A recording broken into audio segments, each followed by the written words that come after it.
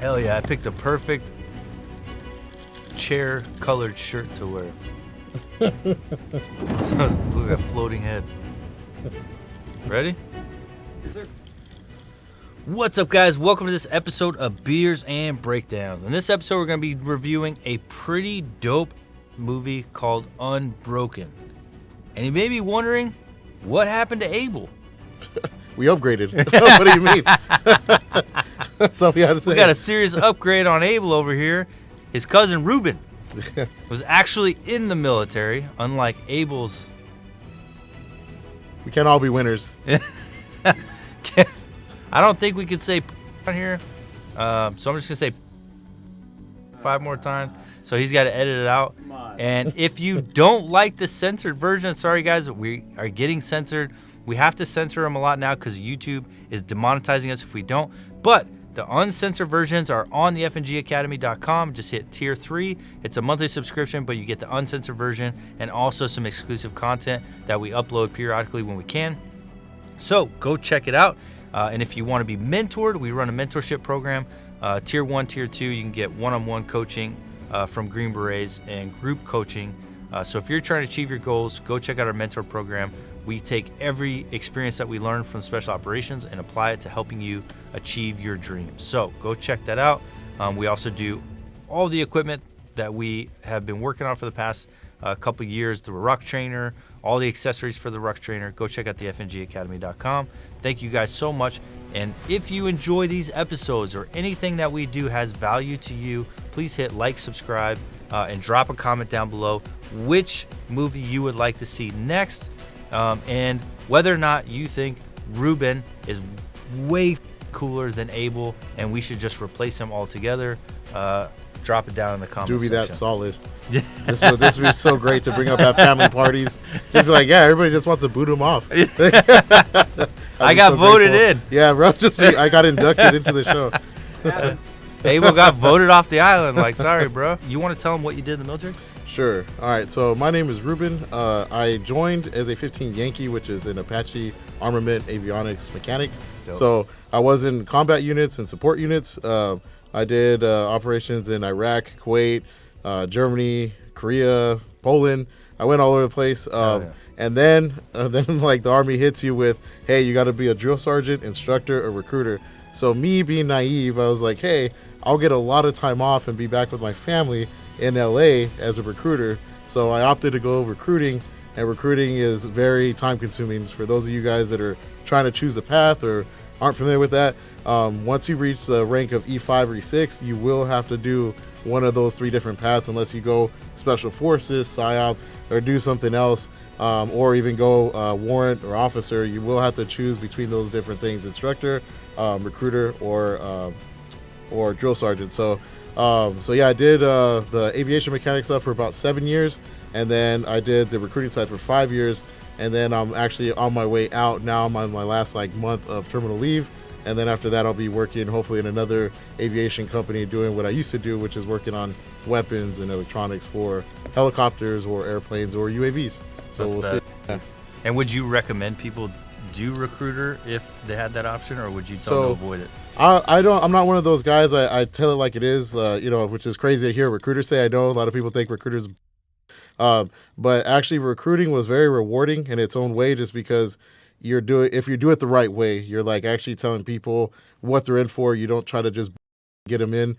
Whenever, for instance, a guy wanted to do infantry, I would tell him, hey man, like, that is going to be a tough road. It is going to be mentally and physically demanding. However, nobody will brag more about being infantry than infantrymen, right? Like, right. They love that stuff, right? You that experience, you're doing it for that, right? So I think that if you do like recruiting, you got to make sure that you're doing it because you don't care about any sort of like criteria when it comes to numbers or anything like that. You're trying to do it because you just want to help people do what's best for them. So that I think you could get a lot out of it in that sense. So I've helped a lot of people, and I still have people that hit me up now that are like, hey, I got a cousin or a brother that's going to graduate in 3 years. Can you help him out? And obviously, I'm more than willing to answer questions. For those of you guys that have questions, I don't mind, especially from the recruiting standpoint, because I got both experiences, both from the actual active Army and the recruiting side of it. And the recruiting side is very different. However, I think that everybody deserves that transparency of like what's actually like what their options are and stuff like that. Because there's some people, and unfortunately, I hate to say it, and it's not just Army, but I just think just in recruiting in general, there's some people like, yeah, man, you could fly, you could fly or soar on flying monkeys, just sign right here. It's like, bro, it's not really a thing, or they score a 10 and they're like, yeah, bro, you could get any job you want. Like, nah, it's not gonna work like that, bro. So the whole thing is just having the heads up on that. I think is like, is good. But I think it was rewarding, but definitely time consuming. And there's a lot of late nights and stuff like that, and weekends that you will sacrifice. So you pick your poison. And I feel like that's kind of what we do is like trying to get people. We want the right people in special operations, and we want the right people in the military in general. Right. So our job is to have that transparency and tell people like it is, not sugarcoat it.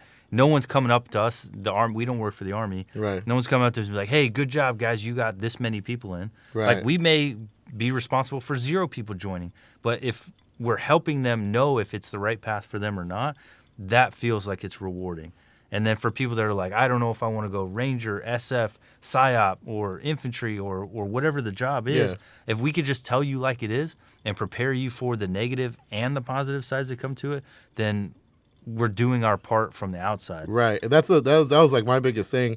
And ironically enough, because I didn't care about like any sort of like number demands or anything like that, like our recruiting station and my guys that were like worked with me, or my NCOs, I should say, they were like really big on that too. And that's all we did is just tell it like it is. If we had anybody in the office that did that job, I had one infantryman in my office, another one was human resources, and then me being aviation, it was kind of cool because we got different sides of the house that we could like explain. But just like you said, I think just telling them the real pros and cons, and from there they make an adult decision. And I think that's what it should be. But unfortunately, like just like you said, right, you got goods and bads and everywhere, so sometimes people don't do that, Right. So cool. Hope that little insight is helpful to you guys, and let us know what you think about having guests on the show more. We're really trying to figure out how the next way to take the show to the next level, and expand on the production value and start being able to have more guests come in to drop more knowledge for you guys. So Beers and Breakdowns isn't just an entertainment show, but also we can get some knowledge. So we're going to start getting some veterans in. We're going to up the production value and start really investing into the show to make sure that it is giving more back outside of just some laughs and us talking and having some drinks. Yeah. I mean, no matter what, right? Like you guys like me here more than Abel, which is fine. Right. I get it, That's a given. It's a given. Oh, boy. Louis? Lambert. Here, take this. All right? Take this. Okay. It's okay. Take this. Pillsbury?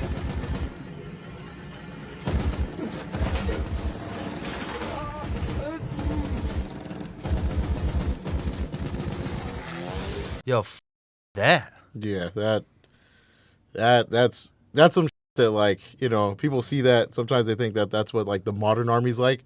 They get like these like preconceptions in their head, and it's like we don't go through like things like that. That's definitely insane. Like that's like definitely a different war atmosphere, and that to me when I see that, I look back at my experience and I'm like, damn, like these guys went through some real shit, like I feel like that. I've been in gunfights. I've seen bullets hit the ground next to me, and I've had guys get shot next to me. I still feel like there's no way. That's terrifying. Yeah. You're in a tin can floating in the air, and another tin can is launching bullets at you, massive ones, and you're just hoping to God that like you don't take one to the face or the engine doesn't take a round.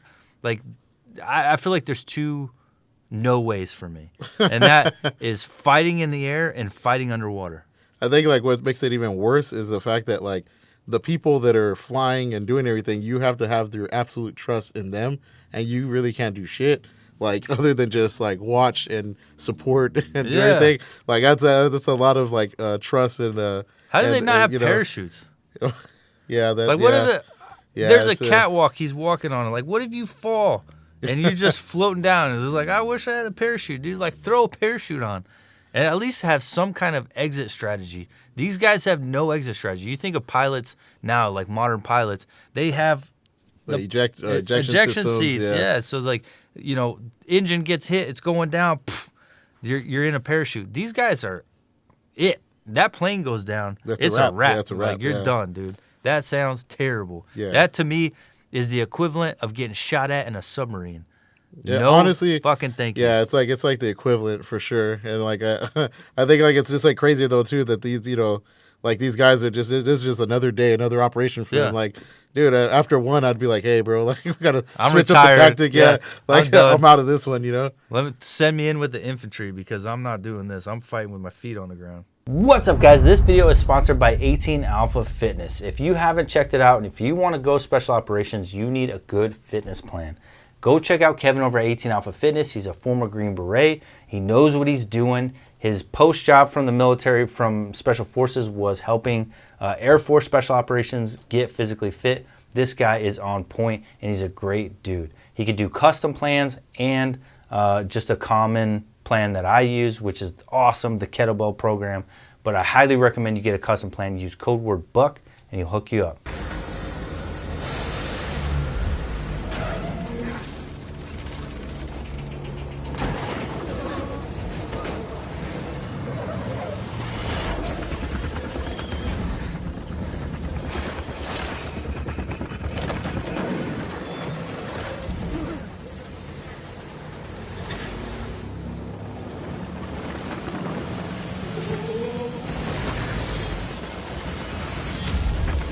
I don't know about you guys, but when I fly, this is what I'm expecting to happen every single time we land. Dude, every time the wheels touch down, because we fly way too much. We fly at least once a month. I hate flying. I hate traveling with a passion. And every time that bird lands and it does that jump, that's like the pilot's just some it's a plane just giving a little kiss to the ground, letting it know it's there. It's like, hey, we're here, that's we're back. Why, dude?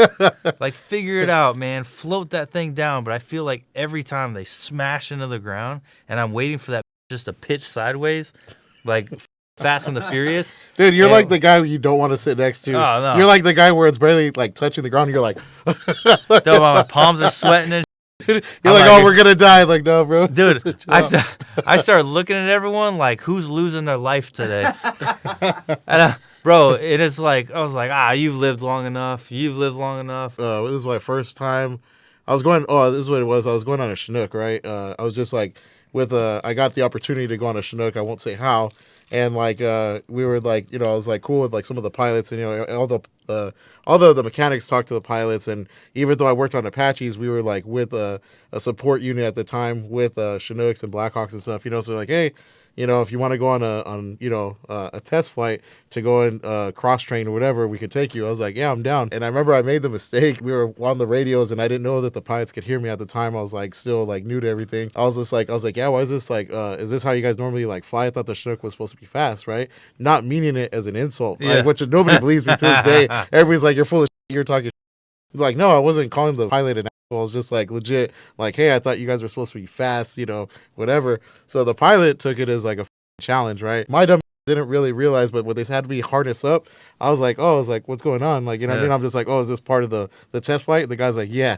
And I was like, for sure, right? The best way I could describe it is like being on a roller coaster without any rails, dropping, going up, going all over the place. And then at the end of it, the pilot was just like, is that fast enough for you? And I was like, so then I sit there like, we're good. Whiskey is hitting, boy. Yeah. That's when the show gets fun. Oh, yeah, bro. 2 seconds. Dave Perini just did it in 56 seconds. That record's going to hold for a while, let me tell you. Fucking Usain Bolt's like, hold my beer. I just thought that was cool because one of the guys in my company went to the Olympics, and he went a couple times. He was a bobsled pusher. God damn, dude. So when random, like, it's dope, but it's always some random shit like random. that. Yeah. And so he's Green Beret, and he's a bobsled pusher in the Olympics. And one time the Army was like, no. And he was like, what? I'm going to the Olympics. And they're like, not this year, you're not. We got deployment coming up. Damn. And I was like, that's up.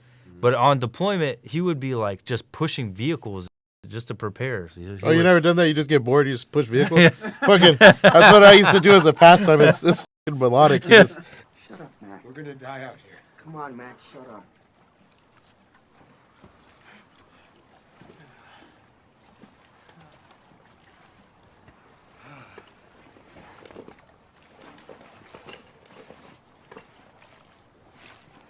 Mac, chocolate. 1 square at night, 1 square in the morning. Right? I love this guy. I love that instantly he's going into survival mode. Yeah. It's not, there's no panic.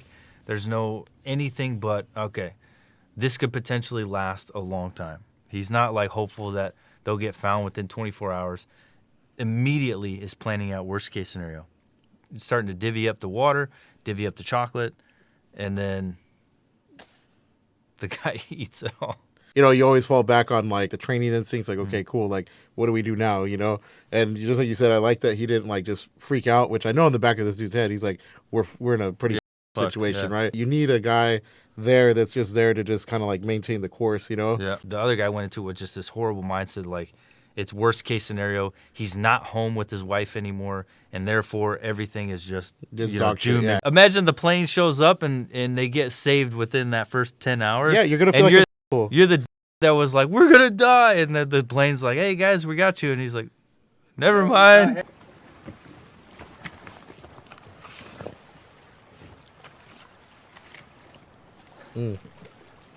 Fucking dig. What did you do, Mac? Huh? It doesn't matter. It doesn't matter! It doesn't matter!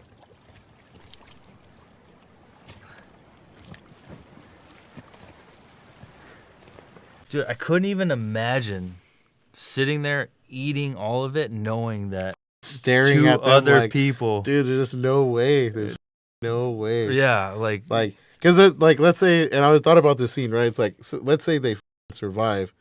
Now they're gonna be like, "How'd you do it, bro?" It's like, well, it just took a little intestinal fortitude to go and not eat like this shit, knowing that you screwed your other two buddies over. You know? At least be like, okay, here's all the chocolate. I want to eat my share now, and I don't want to do survival. I want to, just sit in my self-pity. I'm going to divide it up into the thirds and then just eat my portion all now. Bro, he straight pulled up the Bear Grylls with Will Ferrell. Remember that? Did you see that one? Yeah, dude. Well, Bear Grylls was like, we got 2 Twinkies. He's like, we could save these. He's like, we could save these and we'll portion them out. And Will Ferrell was like, all right, cool. And then 2 minutes later, Will Ferrell's like, and he crushed all the Twinkies. And Bear Grylls like, what the f? And if that was real, I wonder what his plan was. Did he truly think that starvation was going to happen and then he was going to survive by eating all the chocolate? So you think he was trying to save himself? Or do you think he had a panic mode? I just can't imagine what was going through his head when he's like, I'm just going to eat all of it. Damn. Get it, Mac, get it. Oof. Oh, man. Damn. That's so gangster, though, that they just caught the bird. That Like, welcome to SeaWorld, bro. Why does it stink so bad, though? They must have cut open his guts on I accident. don't think I can do it. So they caught that. Catching that bird was gangster. That was, yeah. It was fucking, but, dude, you imagine being the only fucking seagull that this happens. So you're like, oh, there's a cool landing spot. Fucking, and just immediately just fucking, dude, that sucks. Your friends are all flying there. Where's Dave? Yeah, bro. Yeah. Like, Mike. Yeah, that's a cool landing spot. Yeah, bro. Like, it's Just yellow. 3 It's painted, starving bro. dudes. Dope. Yeah, you just happen to get the one raft where there's 3 starving guys ready to snatch your ass up, bro. And then they didn't even wait. They just sliced this motherfucker while he's like squawking. And then they start puking. Yeah, and they cut you open just to be like, ew, gross. You're like, bro, you just sacrificed me on this raft. Like, How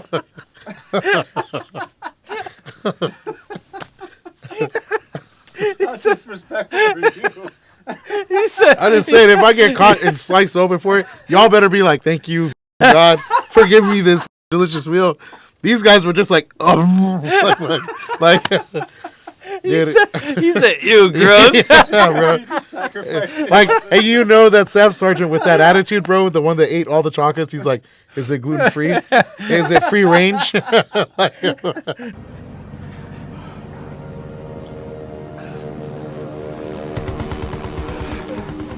fuck. Dude, fuck.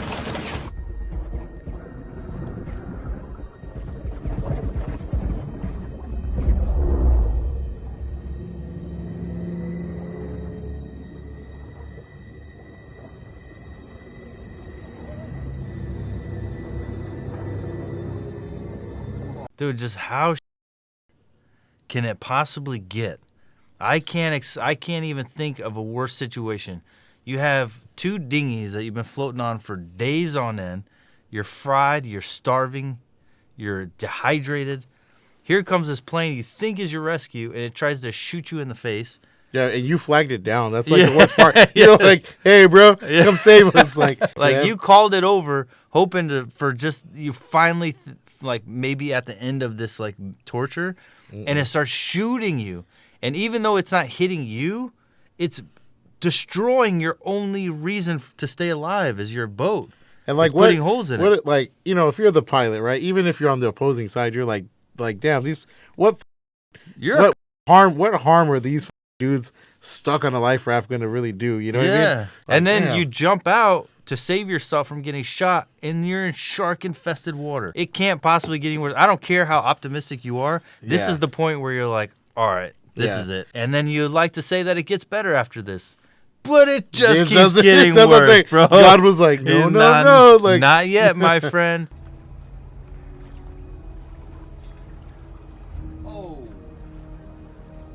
Because why not, right? Yeah. Just fucking, you guys had such a good life. Let me just fucking throw that into it.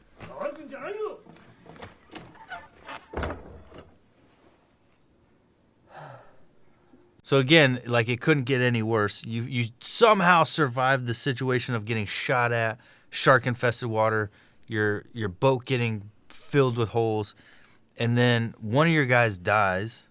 Yeah. So the sergeant dies, and then you get captured. So this is where Sears School, this whole kind of thing is like a big Sears School, example. And obviously Sears School is such a good school because it pulls from real life experiences like this.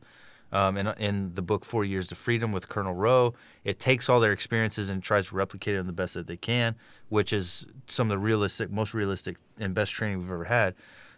But so you have the evasion phase where you're trying to run, escape, survive. You know, you're not eating a lot, and then you have captivity phase. So essentially now they've entered captivity phase. And this is where a lot of the training comes in for Sears School, is how to survive captivity phase, how to manipulate your situation, manipulate your environment to try and survive.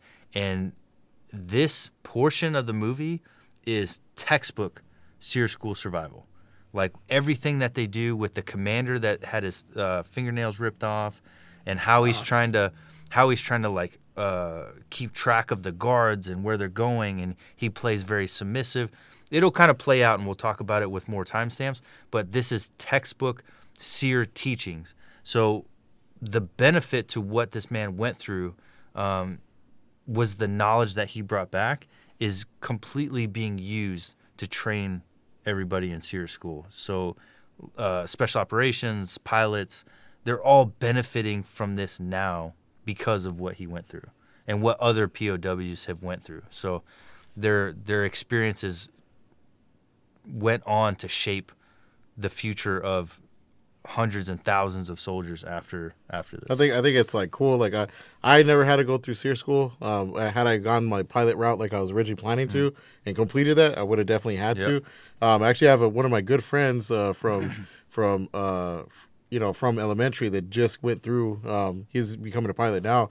And he just told me, like, obviously they can't talk about everything that's taught in Sears School, but he just taught me, like, told me about some of the tidbits and stuff. And he's like, yeah, it wasn't fun. However, like, it's a good thing to get trained on because, again, nobody ever plans to get caught, right? Nobody ever plans to get shot down or in, like, enemy territory, stuff like that. But if you don't get trained on it, you're really not going to know what to do. That's, like, half the battle right there. Might as well just die, right? Like, once your mindset goes down, your body's going to follow, and you're just going to start starving to death, and you're just going to give up. Yeah, and I think it's all mental, like, 100% is mental. So now we'll start diving into the reasons behind why the camp commander starts telling him the things that he does and doing the things that he does, and how Sears School teaches you and why it's a perfect example. So. Yes.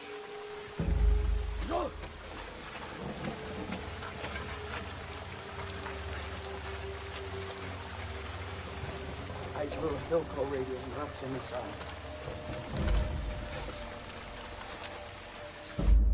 When they're asking for information, if you just say,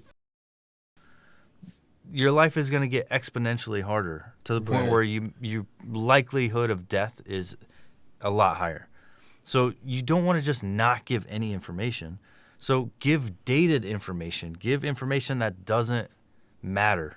Give something, but change it to where it's not going to affect the actual battlefield and the outcome of future soldiers and future operations. So that's what he did. So instead of just, he's like, tell us about, the radio transmit or the radios that you use or whatever. So instead of giving them the exact radios and how they use it, he gives them a dated one. But the issue with that is now the other officer is not going to know what he drew. And so they need to be able to communicate. Right, they have to be on the same page, or else they're going to know he's lying. And then exactly. And then he just made a situation worse. Yeah. And he's going to get tortured until, potentially death.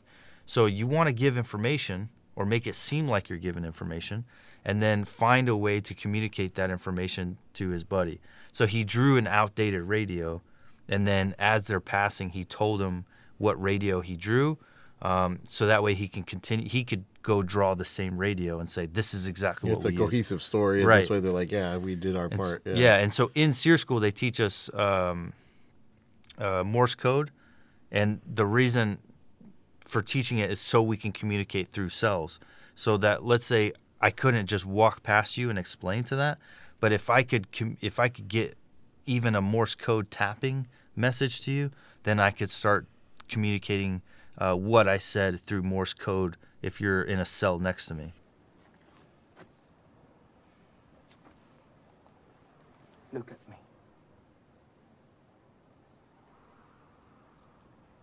Look me in the eye.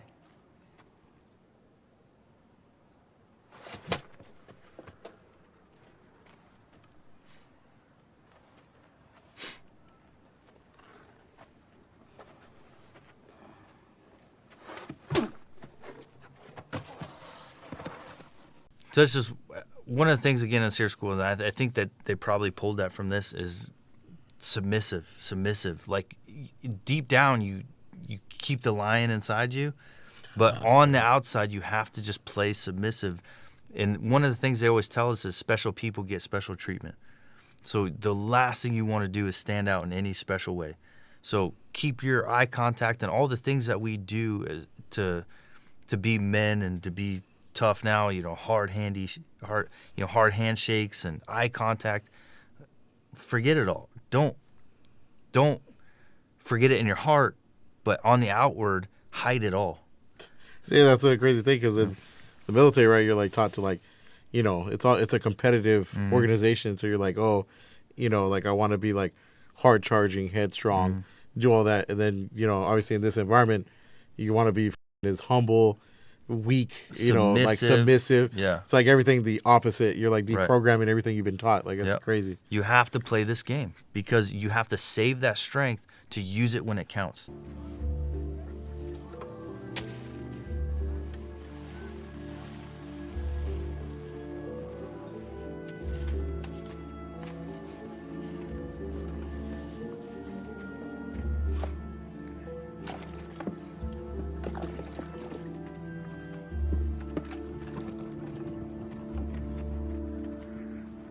So there's a lot happening there, right? So now that the captors aren't looking, now you do all these really smart decisions. So one, they're sticking the rice bag and collecting rice in his pants.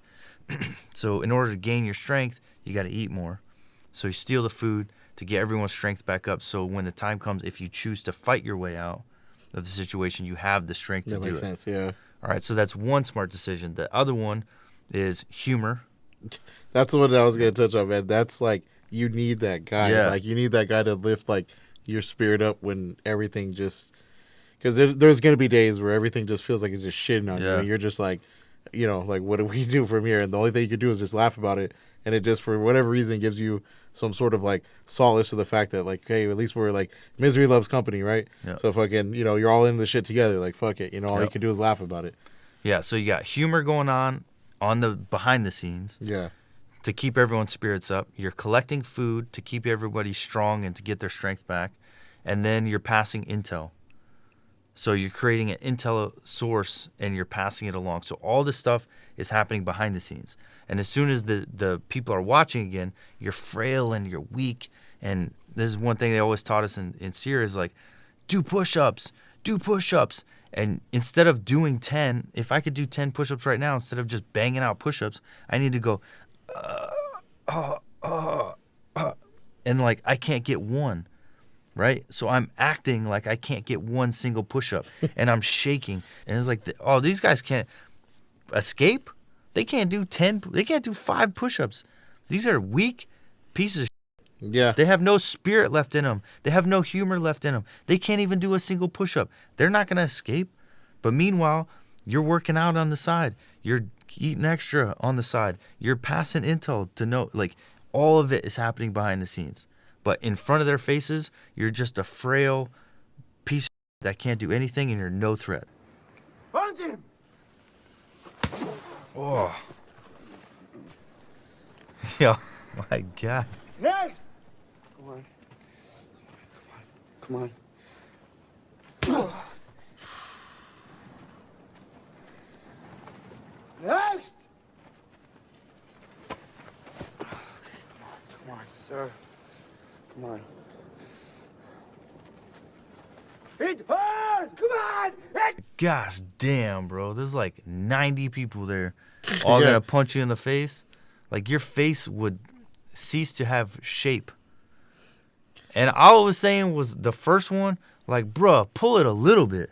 Hey, He first one looked like, all right, slugged well, his- I remember when you took that extra rice grade. Yo, Like, he fucking- came in hard Yeah. on him. Yeah, I would that's true. try my ass off to fake a strong punch, and I get it's a risk because the guy's standing there, and if he sees that you're pulling it, he'll probably just have you hit him again Yeah. and make it worse. But damn, I at least tried to, like, What if fake.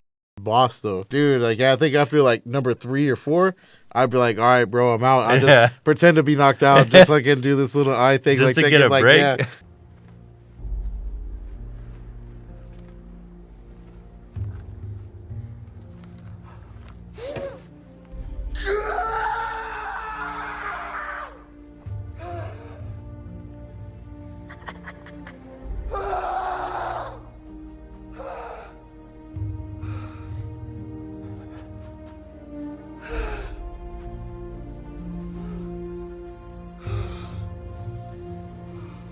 Dude, what an iconic scene. And unfortunately, Louis Zamperini died right before this movie came out. Yeah, it does suck. I actually read about that it was like, I think within, I mean, correct me if I'm wrong, it was like a month or a year Yeah. before it came It was out. like close. Yeah, so, and it sucks, man, because, like, but I mean, I'm glad that they got it, and, like, some of the stuff, like, people thought was exaggerated, but it's like, no way. Like, other people have accounts of him doing this stuff, which Yeah. is, like, it's cool, because sometimes in the, you know, you get people that kind of, like, exaggerate things or embellish, right? But this guy, he legit did all Yeah. this shit, you know? It's like, damn, that's crazy, you know? And what did he care? He's not even going to see the movie. Him holding that board and everyone looking at him, you're right. It, like, gave him all hope that, like, hey, maybe we can keep pushing. Maybe we could fight too. If he could do that, we could push another day. All right, guys. So we hope you liked that episode of Unbroken, of Beers and Breakdowns. Unbroken. What an amazing movie. Probably one of the Yeah, he best was a war badass. movies I've seen in a long time. Louis was such a badass and deserves every ounce of respect that comes with, along with being such a badass. So thanks for being here, man. Of course. Appreciate it. Thanks for all the experience that you've shared, and especially as a recruiter and a fellow soldier. It's always fun to have, you know, people that are better than Abel come in and take his spot. I mean, he set the bar real low, but Yeah. you know what? It is what it is. You We'll work still with beat it. We'll work with it. You know what I mean? All right, cool. Hope you guys enjoyed that episode. If you made it this far, you're a fan of the show, we appreciate it. Please hit that like button, hit subscribe button, and leave a comment down below. It helps more than you could possibly imagine. Go check out the FNGacademy.com for the merch that we have coming out, all the equipment, and the mentorship program. We'll see you guys on the next one.